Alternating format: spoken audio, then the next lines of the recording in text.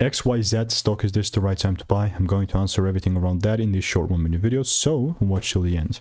I'm looking at Block Incorporated. It's just a ticker that's $63 and seems like it's kind of melting down as well.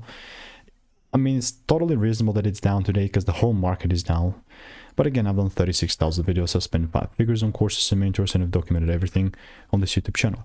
I mean, I want you to just be detached from how much down like in the day to day, but just like zoom out from the broader picture and just look at it that way.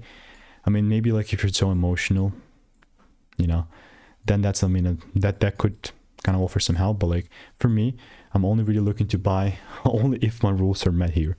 It seems like it's just puncturing through this demand quite hard, but unless I see this double break happening, then there is just no goddamn way that I'm looking to buy this thing. Just no way. I mean, people overcomplicate stuff, but like I genuinely think there's like no reason to do so. But yeah, like I'm only really going to be a big fan of this as long as I see the price giving me the double break. And if it does not, well, it's all good, right? So yeah, that's how XYZ is looking like. And if you want to make more money trading in a simple way, just click the first link in the description. That's a free newsletter.